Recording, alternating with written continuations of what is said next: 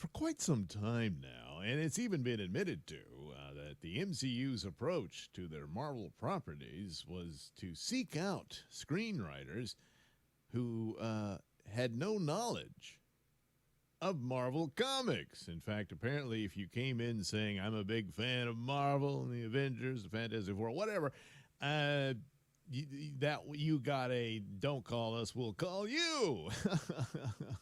They just didn't want you to be overly influenced by, Marvel, which all of their films and shows are based on, Marvel.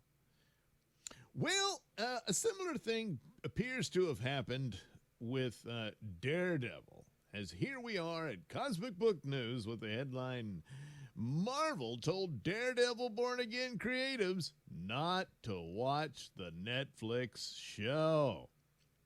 Now, why would they watch the Netflix show? Well, the Daredevil Netflix show was incredibly popular, quite beloved. Certainly the first two seasons. And it's like, wow, this is great. Probably the best television superhero show ever done. And all kinds of stuff. I could just imagine what a Batman show could be like under those parameters. All that kind of stuff.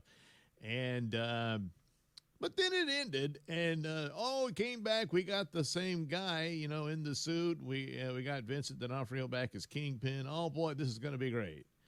Well, so anyway, Matt McCloyne gives us the story, again confirming what I first told you. It's revealed the bozos at Marvel actually told the creatives in charge of developing Daredevil Born Again not to watch the Netflix show.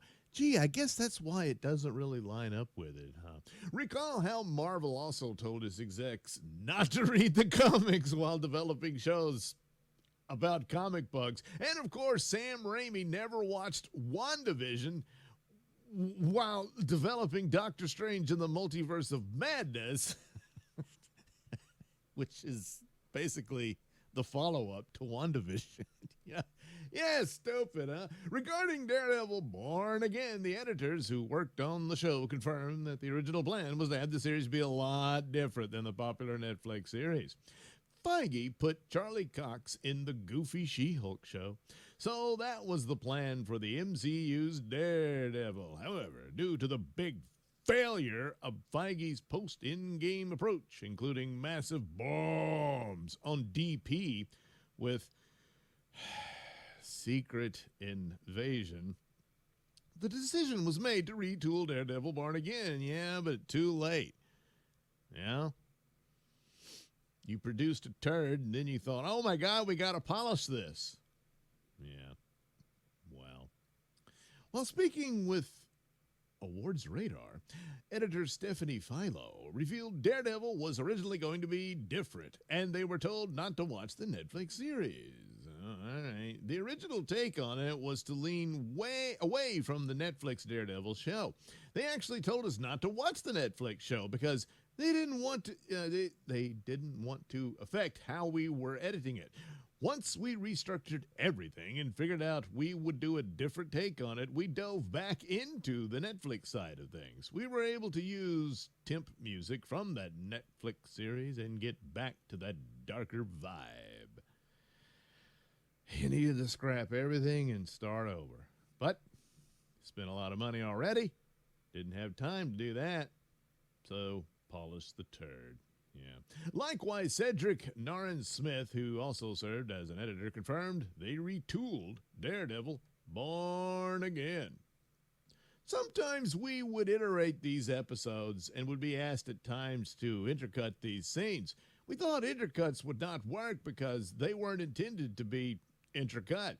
However, once we started, intercutting, we found out that there were common threads here. It felt like it was a happy accident that these intercuts worked and that you would find these connections. A lot of it was trial and error, trying to find those threads. But some of it was also planned.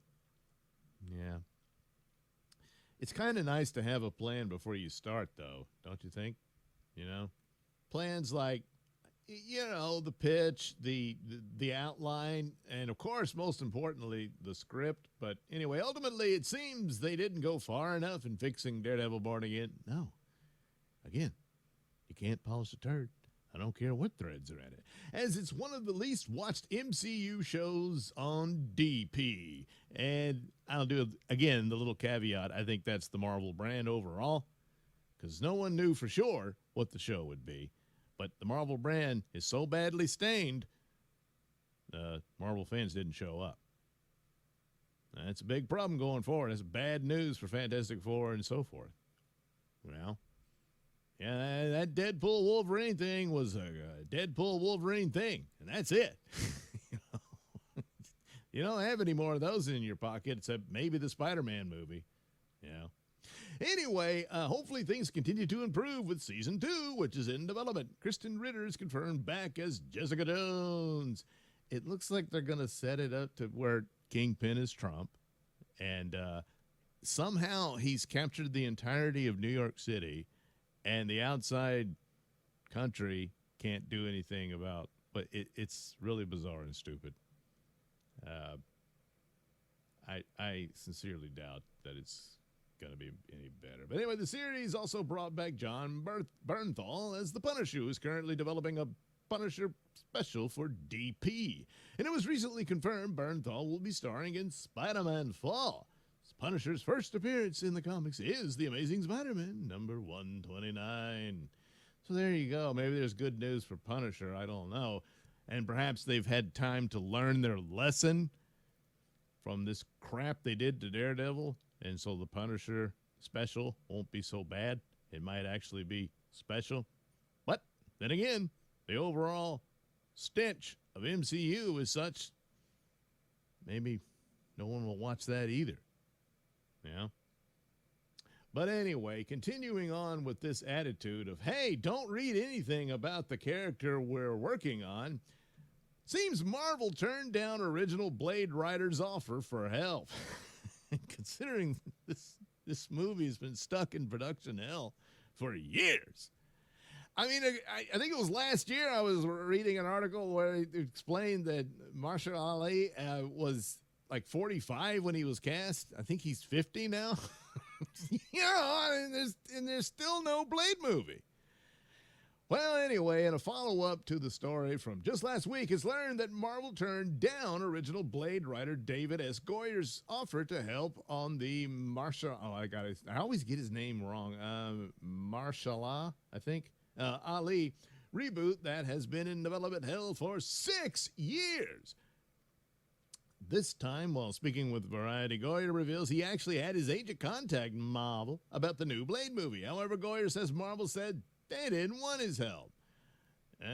It's so funny. About 8 months ago, when not the latest hiccup hit, but like the prior hiccup, I had so many people that would say to me, dude, would you get in there on Blade?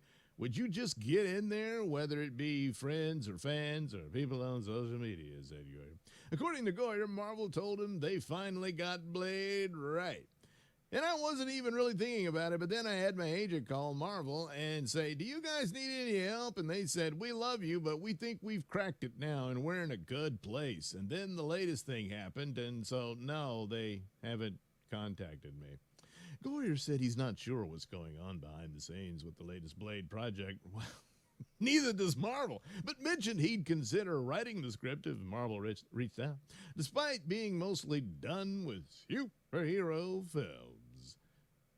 So yeah, they'd have to pay him top dollar for it at this point. While recently speaking with Josh Horowitz, Goyer said it isn't hard to get Blade right. It's a guy who fights vampires. I mean, come on. I think Blade is a relatively simple story. It's not complicated, he said. It should have insane ass-kicking. It should be pretty scary. Might be R-rated, and it should not be complicated. It should be a simple story. You would think. You would think. Anyway, what's going on with Blade? Well, regarding the MCU's Blade reboot, there's still no release date. Why give one? Because they have no idea. Various reports offer that the problems involve the script, you don't say, which at one time was said to be a period piece set in the 1920s, about Blade's daughter. To go with Kevin Feige's approach post-Endgame, recent reports now say the film takes place in modern times. Now, having him in the 1920s or something like that, and because, well, he's part vampire, so he could, live a long time or something. They could have done something with that, but apparently, yeah, all the details, rumors about what the approach was that Blade's daughter would replace him and take over, and Blade was basically a guest star in his own movie, and that would probably be the end of Blade. And then they would have, She-Blade going forward and that sort of thing, which lines up to what they've been doing all along with the other characters in the MCU. Anyway, so probably got a lot of credibility to that. Plus, it's like, what else could it be? I mean, it's like Goyer says, he's a guy who fights vampires. What the hell? And then you could throw in a few trappings of the other Marvel-related things and aspect. Maybe some of the crossover characters could come in, that sort of stuff. And there you go. But no, all this time, could not think of it. It's just so stupid. Said, hey, maybe we should look at what worked at that previous trilogy, the one that helped bankroll the money for Marvel to even produce a studio to eventually make Iron Man, Maybe that. No. So, don't read the comics. Don't look to prior successes of Marvel movies, even some of your own. No. Just, and you know what? So far, they've been shooting movies with no script, so why even bother with that, too, huh? I guess at this point, they'll get AI to do it. Well, anywho, there you go. I guess they really do believe ignorance is bliss. It might be, but it's not. Being ignorant of Marvel background narratives and stories is not going to make you any money and not going to help you make, Marvel stories.